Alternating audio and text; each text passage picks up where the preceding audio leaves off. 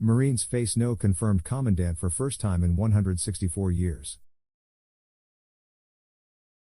The Marine Corps is on track to be led by an acting commandant for the first time in 164 years as senators leave town for 2 weeks with no end in sight to a standoff over military confirmations.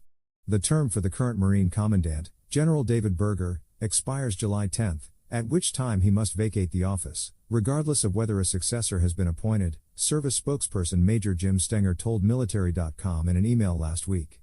Berger's deputy and nominated successor, General Eric Smith, will fill the position in an acting role. The failure to confirm Smith to be the next Marine Corps chief is due to a single-handed hold on confirmations by Senator Tommy Tuberville, Republican Alabama, over Pentagon abortion leave policies. The position is the highest in the military so far to feel the pinch of Tuberville's hold, but the Defense Department has warned that hundreds of officer promotions could be disrupted this year. 5th SFAB commander fired as other officers face misconduct investigations. Until a new commandant is confirmed by the Senate and appointed to the position, General Smith will be the acting commandant, retaining the title and position of assistant commandant, Stenger said. The Senate left for its 4th of July recess Thursday evening and is not scheduled to be back in session until the same day Berger retires, making it impossible for Smith to be confirmed before Berger leaves. On Thursday, the Senate Armed Services Committee voted to advance Smith's nomination, but the panel's move will have little effect in moving it along. Aside from the Senate's summer absence, Smith now hits the blockade that Tuberville has maintained since February on all general and flag officers.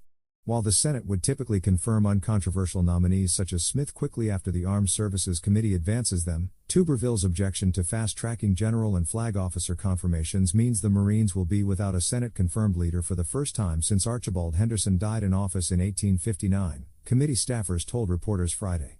Tuberville is using a procedural tactic known as a hold to stonewall all nominees for 07 and above over his opposition to a Pentagon abortion policy unveiled earlier this year.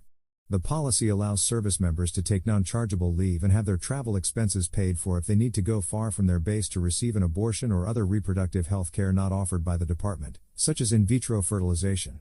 While a hold cannot prevent the Senate from confirming nominees, it requires the chamber to take individual roll call votes on each nominee rather than quickly confirming them in batches with a voice vote as it usually does for military officers. With more than 250 nominees trapped in Tuberville's hold now, and about 650 expected to be caught by the end of the year, confirming them individually would be a months-long, impractical process. Meanwhile, senators are using their annual defense policy bill to prod the Pentagon to explain the legality of the abortion policy at the center of the confirmation fight.